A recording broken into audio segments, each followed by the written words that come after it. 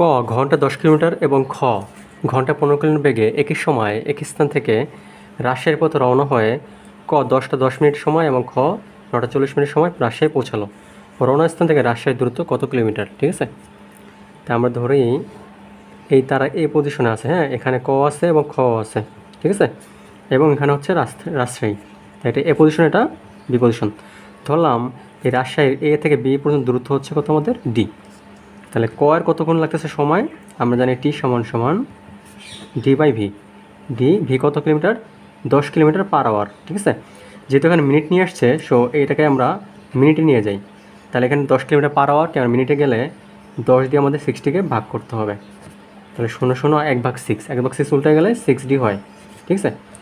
ঠিক একইভাবে এটা হচ্ছে T1, হ্যাঁ, এর ক্ষেত্রে, ক এর ক্ষেত্রে। এবার হচ্ছে আমরা খ যাবে, হ্যাঁ, তো খ এর ক্ষেত্রে আমরা ধরলাম T2।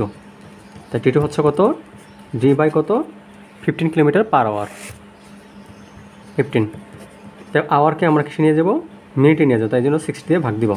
এটা উল্টে গেলে 4×60, উল্টে গেলে 40 হয়। তাহলে আমরা এখানে দেখি যে দুজনে কিন্তু গেছে, একজন 10টা 10 মিনিটে এবং একজন 9টা 40 মিনিট সময়। এখন আমরা দেখি যে একটা হচ্ছে কয়টা? 10টা 10, আরটা হচ্ছে কত? 9টা 40। তারপর 9টা 40 থেকে 10টা 10 যদি আমি যেতে চাই, তাহলে আমাদের আর 30 মিনিট বাড়াইতে হবে, ঠিক আছে। তাদের সময়ের পার্থক্য কত মিনিট? তাদের সময়ের পার্থক্য হচ্ছে 30 মিনিট। তা আমরা লিখব সময়ের পার্থক্য T1 মাইনাস T2 সমান সমান কত আসতেছে আমাদের এখানে?